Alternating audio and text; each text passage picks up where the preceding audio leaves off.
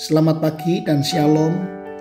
Kita akan menjalani aktivitas kehidupan hari ini dengan firman Tuhan yang kita baca, kita renungkan, supaya kita mengerti apa yang menjadi kehendak-Nya untuk kita lakukan di sepanjang hari ini. Kita berdoa terlebih dahulu. Ya Tuhan, terima kasih untuk hari yang baru, terima kasih untuk kehidupan yang masih Tuhan percayakan. Kami akan menjalani aktivitas kehidupan kami hari ini. Mohon pimpinan Tuhan di dalam firman, sehingga kami boleh mengerti apa yang menjadi kehendak Tuhan yang harus kami lakukan sepanjang hari ini. Kami membuka hati kami untuk dipenuhi, dikontrol, dikendalikan oleh firman Tuhan, oleh Tuhan sendiri. Kami menyambut firman-Mu dengan penuh rasa syukur di dalam nama Tuhan Yesus Kristus. Amin. Bacaan Alkitab pada hari ini terambil dari kitab atau surat 1 Yohanes pasal 3 ayat 4 yang berbunyi demikian. Setiap orang yang berbuat dosa melanggar hukum Allah juga. Sebab dosa ialah pelanggaran hukum Allah. Bapak Ibu Saudara yang dikasihi Tuhan, sangat berbahaya menjalani kehidupan tanpa standar rohani untuk menentukan benar dan salah. Firman Tuhan kita tahu adalah standar tersebut. Hukum rohani seperti hukum alam dimaksudkan untuk melindungi kita, bukan membatasi kita. Kita mungkin mencoba melakukan percobaan melawan hukum listrik, tetapi dengan melakukannya bisa mendatangkan kematian pada diri kita. Jangan sampai kita mempraktekannya. Kita melawan hukum alam, kita bisa celaka karena pelanggaran itu. Demikian pula kita tidak akan melanggar hukum Tuhan, karena dengan berbuat demikian kita akan hancur. Tuhan menentukan hukum moral dan spiritual yang absolut, tetapi kita bebas untuk mengabaikannya. Nah, ketika kita memilih pilihan moral ini dengan melanggar perintahnya, maka kita sendiri yang akan menanggung resikonya. Hukum Tuhan sendiri tidak lekang oleh waktu. Budaya sekalipun tidak akan mampu menggantikannya.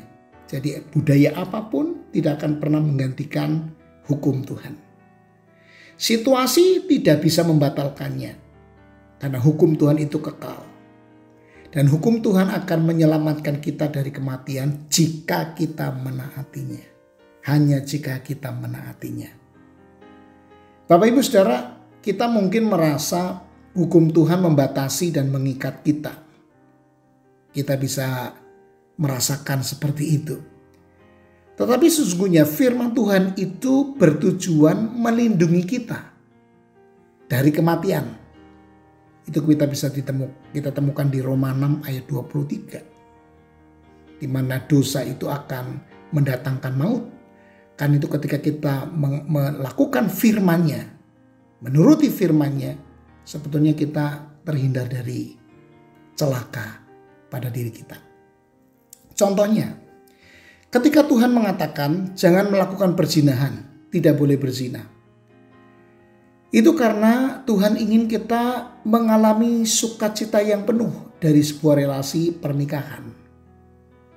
Lebih jauh lagi, karena Tuhan tahu kehancuran yang menyakitkan yang akan terjadi pada diri kita. Pasangan, anak-anak, keluarga, teman-teman, dan gereja kita jika kita melanggar hukum tersebut. Ini tidak main-main. Jadi betapa pentingnya hukum-hukum Tuhan dalam hidup kita. Tanpa hukum-hukum tersebut, sukacita yang Tuhan sediakan bagi kita akan dirampas dari kita. Dosa memilih standar di luar hukum Tuhan yang menjadi dasar hidup kita. Jika kita mengukur hidup kita dengan ukuran dunia, misalnya masyarakat kita secara luas tidak mendasarkan kepada firman-Nya, maka kita akan semakin parah keadaannya. Karena dengan demikian sesungguhnya kita sedang melawan hukum Tuhan. Dan melawan hukum Tuhan itu berarti dosa. Nah Bapak Ibu Saudara, mari kita mencoba memandang setiap firman yang kita dengar, yang kita baca, kita dengar, kita terima walaupun itu keras. Tetapi kita harus melihatnya, memandangnya sebagai cara Tuhan untuk membawa kita kepada keadaan yang baik. Karena Dia ingin kita hidup di dalam kesukacitaan yang penuh, bahagia yang Tuhan sediakan. Berpeganglah kepada firman itu, pada hukum Tuhan.